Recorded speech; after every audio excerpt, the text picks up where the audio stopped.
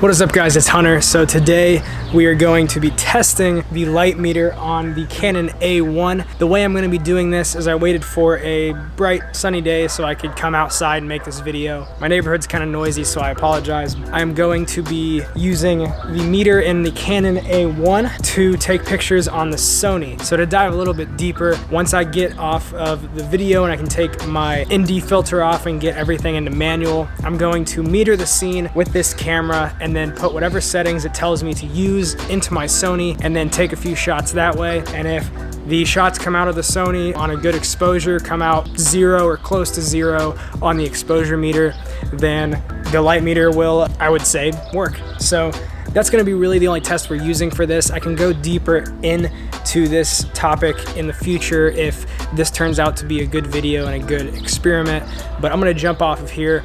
We're going to test it out, and then I'm going to jump back on, back in my office, and then we will see, look at the results, see how it played out, and if this thing is actually accurate when it comes to exposure. So let's jump right into it. I'm going to take a couple shots, and then we will jump back in at my office and look over the results and see how it turned out.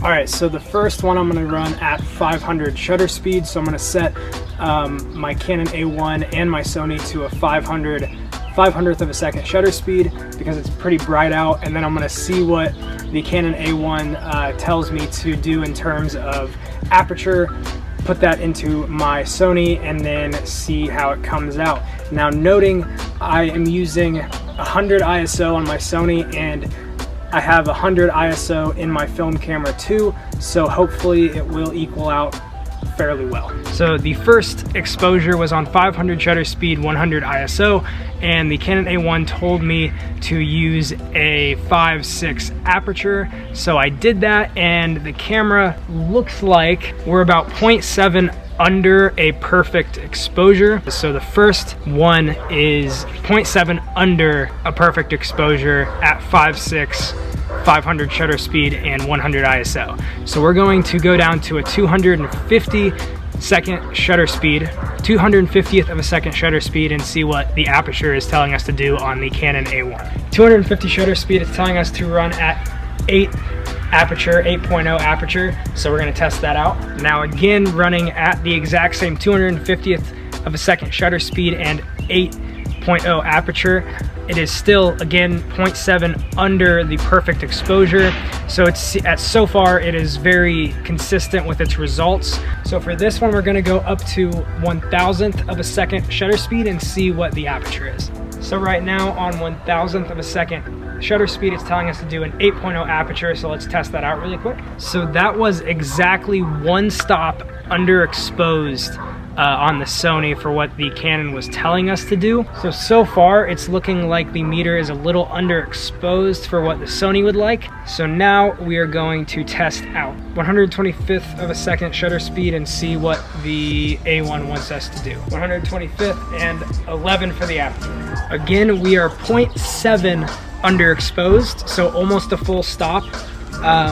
So far the results are very, very consistent for what we're using it for. I'm just going to run a few more tests, see if I can get it to differ at all, but so far it's pretty spot on with 0.7 to 1 stop underexposed. So far all of the results are pretty streamlined and are very similar. I'm going to go inside, we're going to give a call to my buddy Dylan, who shoots a lot of film, and we're going to see what he thinks about this whole experiment. What is up, man? What's going on? So I'm making a video right now, and I need your opinion on some results. On some results, okay. So I ran some tests. You ready?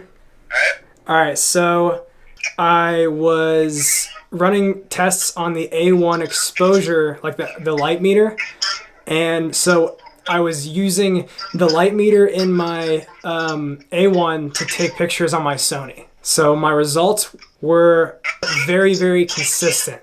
And it was always, every single time, 0.7 to 1 stop underexposed on the Sony. Yeah.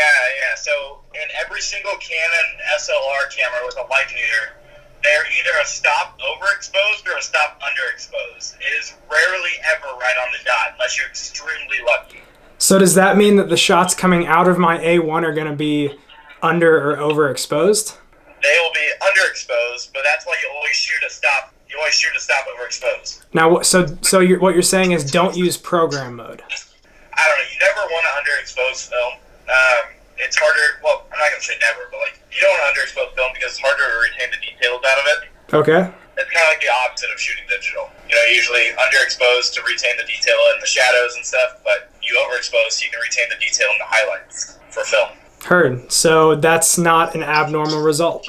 Not at all. Well, cool stuff. I appreciate the info.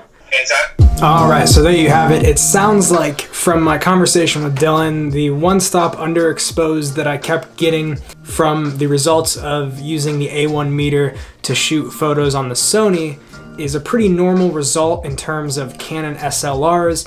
He basically said that most Canon SLRs that have a light meter, so Canon film cameras, read about one stop underexposed or one stop overexposed, and apparently that's a pretty normal thing. So one tip that he did give me on my Canon film camera was to rate my film one stop under what it actually is. So I have 100 speed in it right now, and I'm gonna be rating it at 50, and I'm gonna shoot the roll and see how it comes out. I'm still waiting on the first few rolls I put through the camera to come back, and then I will see if those were actually underexposed because of the light meter being a little bit off. Overall, he said it was a pretty normal result. So Canon SLRs are usually one stop under or overexposed, and if yours is spot on, then you are very, very lucky.